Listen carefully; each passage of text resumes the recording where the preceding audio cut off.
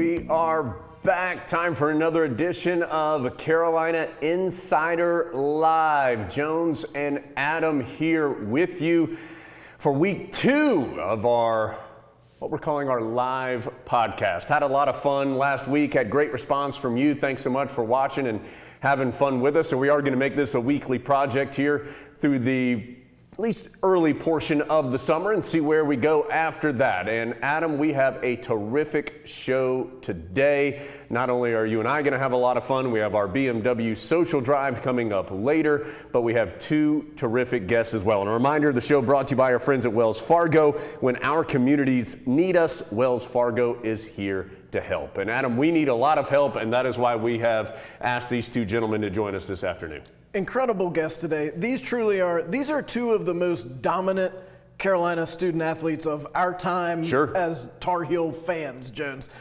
Sean May, Dre Bly. When you needed a bucket, you went to Sean May. When you needed a pick, you just threw it anywhere near Dre Bly, and he went up and got it. So, Sean and Dre, thanks so much for giving us some time today. Glad to do it, guys. Thanks, man. It's always good to chat with you guys, man. All right, I'd like to start off with, as Adam said, you guys both achieved at an extraordinarily high level at Carolina. You both went on to success post your Carolina life, but now you're both back here in Chapel Hill. Why was it important for you guys to return to Carolina and to UNC? Well, I'll go first. Well, Jones, as we always talked about, Carolina had, done so much for me throughout my life, and Coach Brown played an instrumental part of that. And, just me having 5 kids, and, I was forced to sort of get involved in the community, wherever I live, and fell in love with, giving back and mentoring kids and giving back to the game, and just wanted to pursue it, realized that broadcasting, what you guys are doing wasn't my calling, and fell in love with, the mentoring part of what I'm doing, and wanted to pursue it, man, and I'm having a blast. And there's no better place for me than, where I am now, having a chance to come back home and to help get this thing back to what it was when I was in school. And, for me, it's very similar. You guys know my story. My dad played at Indiana. I always thought I was going to go to Indiana. And when I came to school here, I kind of lost that sense of home and where home was going to be. And it was just a thing for me that the community always accepted me from day one. It was a great place to be while I was in school. When I left to go pro, I came back here because I was finishing up school, trying to get my degree. And when I met my wife, I told her, hey, when I'm done, I'm going to move back to Chapel Hill. And I had talks with Coach about getting involved in the program and getting into coaching. I knew I wanted to be a coach early on. And so as my career winded down, the door opened and I had those conversations with Coach. And for me, it was, I want to help these kids have the same experience that I had, and that's why I do it, and that's why I love the role that I'm in and being able to spend time with these guys and mentor them and make sure they can have, and this university can have an impact on them as it did when I was in school. So it was just the best place, and I couldn't be happier with where I'm at right now. Having been Tar Heels yourselves, when you're talking to perhaps future Tar Heels, what kind of edge do you think that gives you about telling them, as Sean just said, the kind of impact that Carolina can have and the kind of opportunity they're getting ready to be part of? I think it gives us a tremendous edge because, everything that we are selling, everything that we are talking about, we've lived it. And that's one of the things I think as former players we bring to coaching, because everything that we're selling, all the experience that comes with being a Tar Heel, all the experience will come with being in Chapel Hill. We've done it all. And so that's the thing for me, as Sean knows as well. When we out here recruiting and making these phone calls, we doing it for Tar Heel Nation.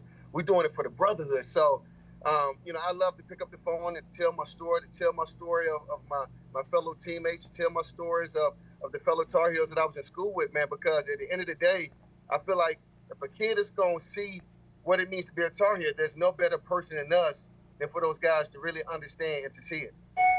And I agree. And I think when the thing that separates us from a lot of programs is this family stretches apart across all sports. And so even when I was in Charlotte, I'll never forget when I was coming outside the Time Warner Arena, I saw Dre and we chopped it up for 10 or 15 minutes. And I didn't know Dre. Dre didn't know me, but we had this common bond.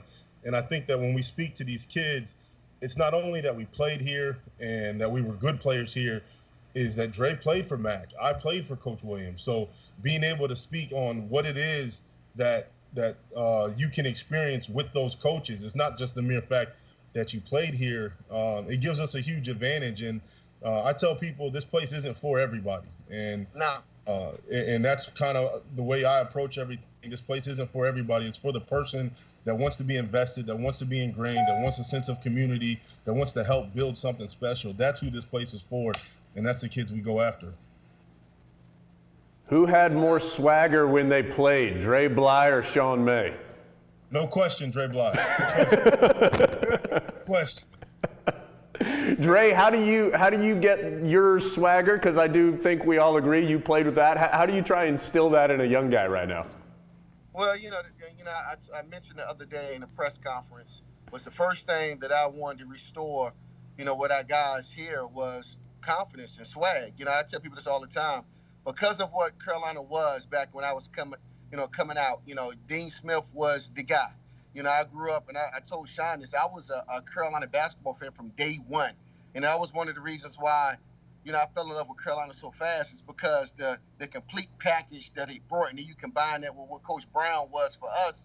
I mean, it was like a no-brainer for me. But the thing was, because we had Vince Carter and all this elite basketball talent, I wanted to be on the same level with those guys.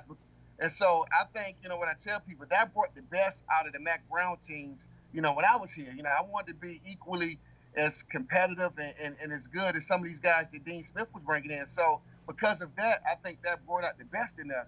And because of that, we were so confident. And so that's the first thing I feel like we were lacking, Jones, when, the last 4 or 5 years. And that was going to be the first thing I was going to be looking to restore once I got hired. It's nice, obviously, to be able to talk about the Tar Heel angle, and both of y'all are Tar Heels, and that matters. But Jones and I have both heard young players talk about the coaching and the teaching that both you guys have given them that has made them get better. What's the difference in being able to do it athletically at a high level and being able to explain to someone else how to do it athletically at a high level? Well, I just think it's all comes from your makeup. As a player, I was very ingrained in the video, and that's how I knew I kind of wanted to go down the path of being a coach. I look at the game from a different lens than a lot of people. One thing I try to do more than anything is I'm never high or never low. I kind of just stay in the middle, and I never really allow myself to get too emotional on any one topic or one situation.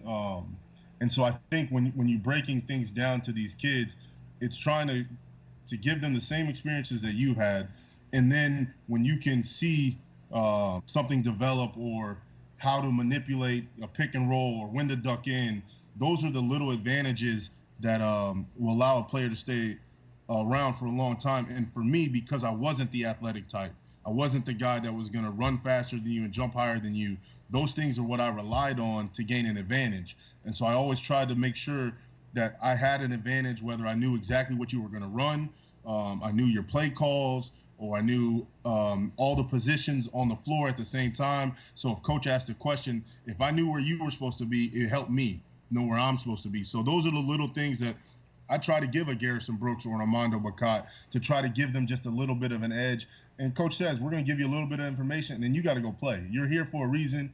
You have the talent, and you got to go out there and apply it. Dre, how about you? Yeah, I think Sean said it perfectly. I was a guy as well, Jonas. So, I wasn't a guy that, I wasn't the fastest kid. I wasn't the biggest. I feel like the reason why I did as well as I did, obviously, I had a great support system around me, but, I was smart and I was able to study and pick up on certain things, down and distances, splits and, formations. So that's the one thing I knew that I would be able to provide to my cornerbacks, to my defensive backfield. And so, to me, that's something that I can teach, teaching these guys how to study the game, pick up little things that which can give them an edge on game day. And so that's the thing where I thought, me being a former player, that I would be able to bring instantly. And that's been the one thing I've been riding on, man. I don't expect these kids to come in and to do, be who I was, to be what Brian Simmons was. I find what they do well, and I make sure they make sure they major in that. Make sure they do that better than anybody else. And I don't compare them to nobody else, but I'm gonna find what they do well. Make sure that they do that better than anybody else. And then whatever they don't do as well, we're gonna improve in those areas. But that's the way I teach, and that's the way I approach the game. You guys both work with Hall of Fame head coaches. You have a front row seat. You did as a player and now as an assistant to what makes them so good. So what does make them so good? Sean, I'll start with you and Coach Williams. What is it that makes him an elite level college basketball coach?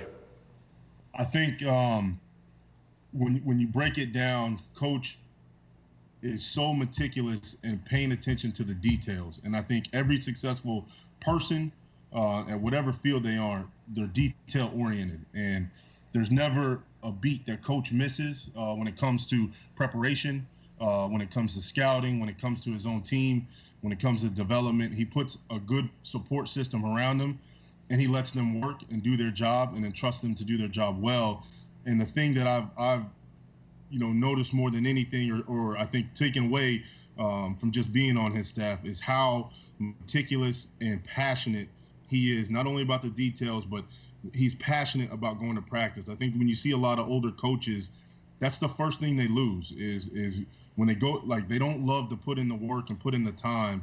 And he does that better than anybody that I've ever met. And I think that's what's allowed him to have the longevity and the sustainability and the success that he's had. And I'm sure Dre will say the similar things about Coach Brown, just from watching from afar, just how meticulous and detail-oriented he is in his first year coming back, and the things that he was able to do has just been tremendous to watch. Wait, you were talking about Coach Brown, right? Now, you know what? It's funny that you were saying that, Sean, because as you were speaking, man, and obviously, I have a great deal of respect for Coach Roy, a big fan. We Tar Heel brothers, but I do feel like they're very similar. When I talk about Coach Brown and I get to explain, what he means to college football, what he means to University of North Carolina.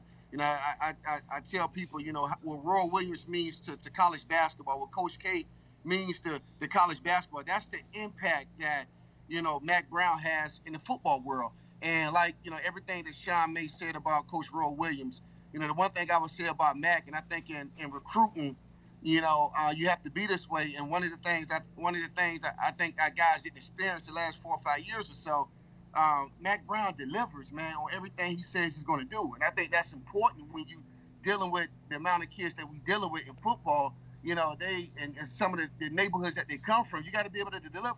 And that's the one thing Coach Brown has done better than anybody that I've been around in football.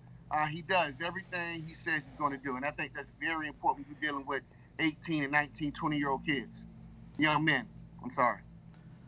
Now you're wise, mature Sean May and Dre Bly, and you know all these things about Roy Williams and Mack Brown. Do you remember a time when you were player Sean May or Dre Bly and you made Roy Williams or Mack Brown so mad, or they got so mad at you that there was never any thought that one day I would work with this guy because right now he's really mad at me? For me, it's easy. There's only one time, and I tried my best to never get yelled at in practice. I tried my best to always, do what they wanted, do what coach wanted. And one time he yelled at me, and I didn't know he was talking to me. And I had I was bent down on the ground, and I was looking away. And he came over and he screamed at me. He said, "Sean, I'm talking to you. Look at me in my eyes when I'm talking to you." And I told my dad after that practice, I said, "Man, I'll never get yelled at again." I was like, he will never yell at me again like that in front of my teammates. And the one thing I will say is I feel like he hadn't yelled at anybody like that since. And ever since I've been back, I'm like, man, yell at Garrison or yell at Armando the same way he did me. But, yeah, that was just one time. And I knew I could always work for Coach, man. We've always had a great relationship. He's like a father figure to me. He's been so instrumental in my life on and off the court. And I'm just very blessed to be able to learn from him while he's still doing his best. See, I'm actually a little jealous because you said that you only got yelled at once. and the thing, watching from afar, Sean, when I was playing in the league and come back and was there to see our championship run, and I would have never thought that you would do anything that would piss the coach off because you were just you was cool, calm, and like you did everything right. But I would say, Jonas and Adam, I got yelled at so much by Coach Brown. I can't. I mean, there's not one that I will put over the next. As you guys know, I press a lot of buttons, and when I was here and I was a young guy, being from Virginia Beach. But Coach, the one thing I love about Coach was, some people when you get in trouble, they throw you out to the wolves. They don't give you second and third opportunities. And when Coach Brown knows the kind of kid that you are deep down, knowing the family that you come from, Mack is one of those guys that give you a chance, to make it right. And that's the one thing I like to thank Coach for. He didn't throw him out to the wolves the first time I, got in trouble. He gave me a chance to fix it. And that's the one thing I love about Mack. Now, he going to correct you and tell you what you did wrong and make you feel bad, but he gave me a chance to fix it. And I'm so forever grateful for that.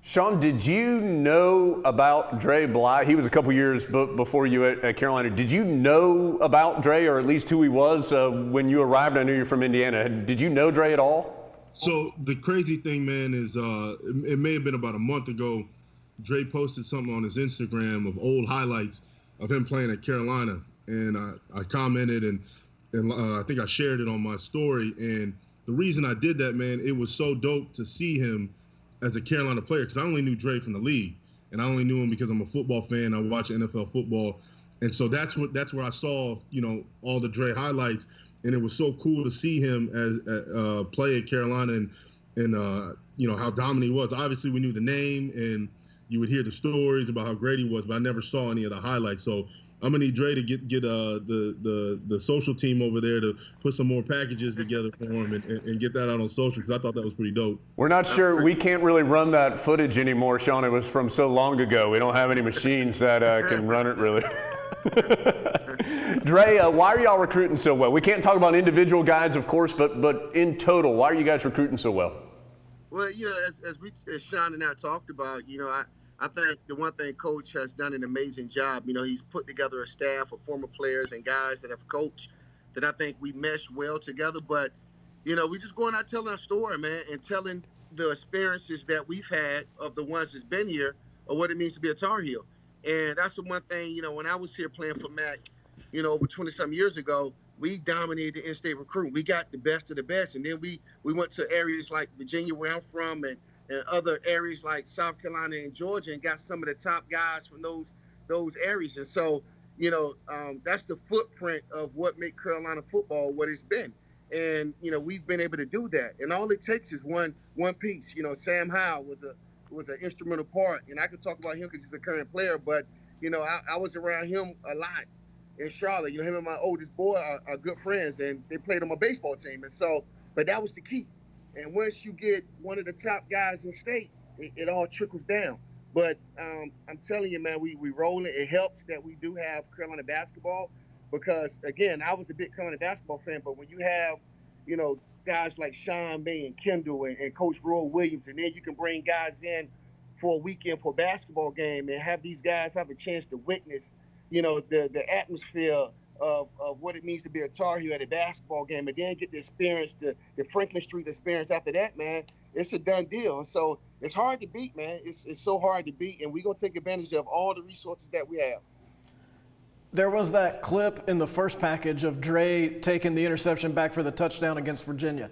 I remember when Carolina went to Virginia, I thought I had never seen people as mad at somebody as those Virginia fans were at Dre Bly.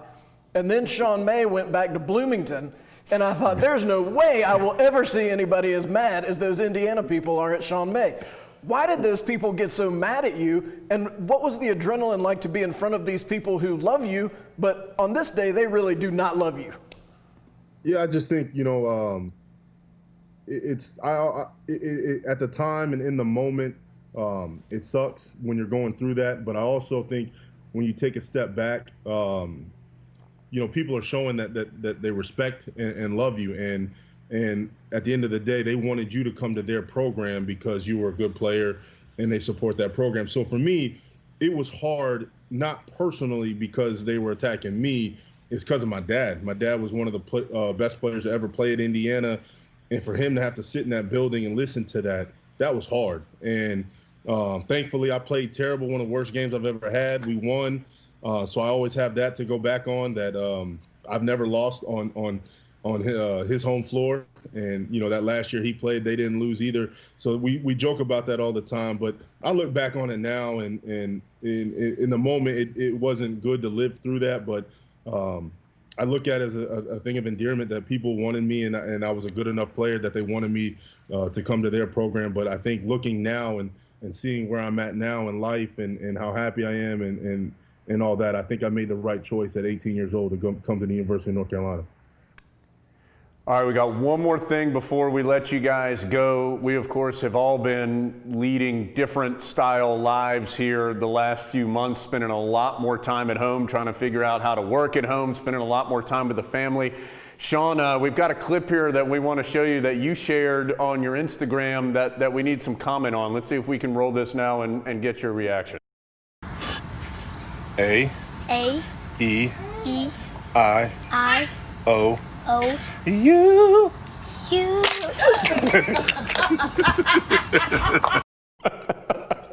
Sean, that's brutal. That's brutal.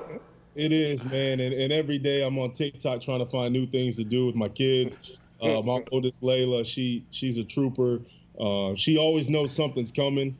And every day, you know, one day it was the water balloons. Another day we did a fruit roll-up challenge. So we just trying to have fun, man, and being around the family. It's a great time. I think right now everyone, you know, is going through a lot with this pandemic, and there's so many people out there fighting the fight for us. But, you know, just being able to be a dad at home, and I know Dre's got 5 kids, so, you know, him being able to be at home and be around your family, it's a special time. And so trying to take advantage of it, and trying to think about it in the best lens. But I definitely have some tricks up my sleeve with some more TikTok videos coming. Adam, we have come full circle where Sean is playing dad tricks. Sean May, who we saw win a national championship, is playing dad tricks out there. Sean, Dre, thank you guys so much for joining us, man. Always a pleasure to talk to you both. Y'all stay safe. Look forward to seeing you again in person here real soon. Yes, sir. Thank you. Thank you. Thanks, guys, again. Sean May, Dre Bly, Adam Quite. I mean, just two of the very best ever to do it at Carolina. Those are two of the very best to ever do what they did. Successful at the college level, successful at the professional level. Just a real treat to get to hear from them. No, it's a difficult time, but if it means we get to talk to those guys in that format, it's a lot of fun. All right, let's get to our BMW Social Drive, brought to you by our friends at the North Carolina BMW dealers, providing legendary performance, exceptional offers, and a premium ownership experience. Test drive the ultimate driving machine today. Adam, we're going to start with a tweet from Myron Metcalf about Harrison Barnes. And Harrison, look at this, holy cow. By the age 30, here in a couple years, Harrison Barnes is going to be near $170 million of career earnings. I think it speaks to both Harrison's ability on the court and who he is off the court that he's been able to stick around so long. That's a very successful NBA career. Obviously, Harrison Barnes has an Olympic gold medal. He's got an NBA World Championship with the Warriors, and he obviously has been very successful financially. I think what's also important, Harrison Barnes has been willing to give back. Recently had a big contribution to the schools back in his hometown in Iowa. But I think also you have to remember that that's exactly what Roy Williams is trying to recruit, is individuals just like Harrison Barnes who are good basketball players, but also want to be important parts of the community and go out and make a difference. Not just make the money, but also give it back and find a way to make a difference. Harrison's done a great job of that, and he's nowhere close to being done. He's 30. So there's a lot more Harrison Barnes in our future if we're lucky. Adam, let's give a what up to William Blumberg, senior tennis player at Carolina, named the ITA Senior Player of the Year. William, holy cow, an 8-time All-America for the Tar Heels. Undefeated in 2020, won a Rammy for Best Male Athlete. You don't have a year. Rammy? No, I don't, and I never will have a Rammy. That's high praise indeed. He won that for Best Male Athlete in all of the Carolina Athletic Department, so high praise from his peers.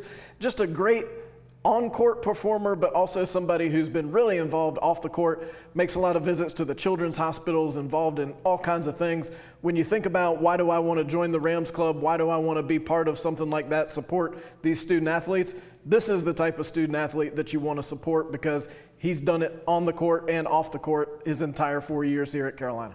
Of course, our favorite podcast is the Carolina Insider. Hope you'll listen in. We'll have a new episode coming out tomorrow, by the way. But Adam, there's a podcast called All the Smoke. Steven Jackson and Matt Barnes, two NBA players, are the host. Recently, Vince Carter was on. Want to run a clip from that, and then we'll talk about what Vince has to say. Here's a clip of Vince Carter on All the Smoke podcast. Tradition, but I'm gonna tell you, when I took my visit, I was sold. Like, you walk in that arena and you just look at the history of the banners won, and then just of the jerseys up there. Obviously, Jordan, Worthy, Brad Daugherty, Phil Ford. I mean, it's a laundry list of players, but Phil. Yeah, exactly. So, so when I walked in there the first time, it was just like. So I got there that summer. When I took my visit, we're playing pickup, and who was in there? Just imagine. So let me just say, my freshman year, it could have been Jeff McGinnis at the point. I probably played the 2. Stack would have played the 3. Antoine Jameson would have played the 4. Rashid would have been the 5. My goodness. Can you imagine that? With Shammond Williams, who played pro. Dante Calabria, who played real quick. Plus Ademola Okulaja. And Serge Wicker. Y'all the Ed Cota too, didn't you? But he was like the next year. He was younger. That's my class. Yeah, that's my class. He was the next year. Like, it's you, Stackhouse, Rashid, Jeff McGinnis, and Antoine Jameson as a starting group. Appreciate that Vince added Serge Wicker there off the bench for the Tar Heels in that group. Adam, that's like the unicorn of the starting 5 that's been talked about through Carolina history. The what might have been, what would have been McGinnis, Carter, Stackhouse, Wallace, Jameson. That's crazy. First of all, I told Jones if we didn't take All the Smoke as the name for our podcast, that somebody else was going to get it. And it was Steven Jackson and Matt Barnes, and that's what happened. Secondly, it's great to see that Vince Carter is just like all the rest of us. And during this time, he's sitting there thinking about, man, what could have been. I like how he said that Dante Calabria played real quick. If you're Vince Carter referring to someone playing real quick, that could be like 6 or 7 years. I mean, he's played 20 in the league, so real quick could be anything. But fun to hear him be just as amazed by that potential lineup as all the rest of us are when we think about it. Of course, that group ended up okay down the road. That 97 and 98 team went to the Final Four each of those years, led by Vince and Antoine Jameson, Shammond Williams, and others. All right, last thing before we go. If you were with us last week, you may remember that we highlighted Tar Heel track and field assistant coach Dylan Sorensen. He specializes in distance. And for his 30th birthday, he broke the world record for running the mile while dribbling a basketball. He did this in 4 minutes and 37 seconds. So we highlighted that last week. Adam then laid a challenge down for me. Could I run the mile while dribbling a basketball in 8.5 minutes? And Adam, I accepted your challenge. Let's see the footage. Dylan had on some sweet shades. I'm rocking my Top Gun fighter jet style. And my Mr. Goose Honkers has a posse t-shirt. Got the official Carolina Insider clock right there. Stopwatch. Here we go. All right, so I've got 1 mile to go. Obviously gonna dribble the entire time. Everything's going great so far.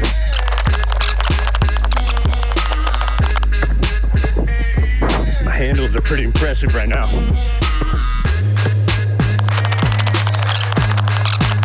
This is less fun than I thought it would be.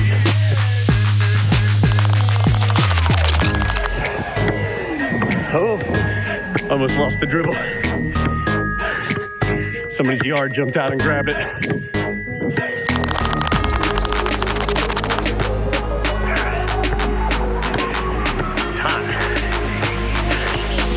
Unconfirmed, but I'm pretty sure the temperature much higher when I'm doing it than when Dylan did.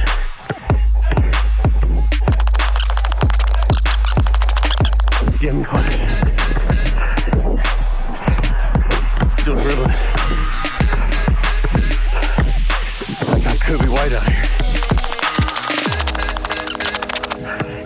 Here we go. At the end. Let's check the clock, baby.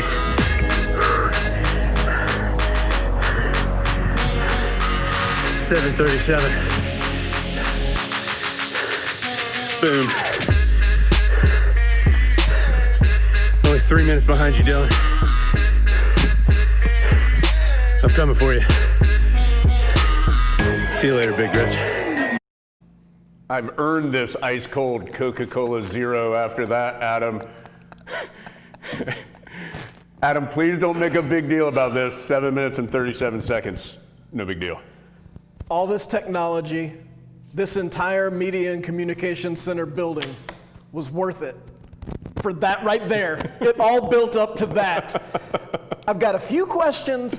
What kind of looks did you get, or are people just used to that in your neighborhood? Yeah. Oh, Jones is out dribbling, doing the mile again, Yeah. same old thing. Had to explain it a couple times to some folks walking by that I was doing my best to set a world record and prove you wrong, and they understood immediately when I mentioned that. Well, and Dylan Sorensen did his world record on a track. Yeah. How did you know when you had Look, reached I marked, the finish Adam, line? I marked it out perfectly. I got the mile. Nobody else saw it. It was just like the pros do when they're breaking a Guinness World Record. I marked it out all by myself and knocked it out. So 7:37. I don't like to brag, but as long as we're talking about world records, just this week we had a discussion at my house. There is a world record for the longest grape throw that's been caught in the mouth. It's over 350 feet.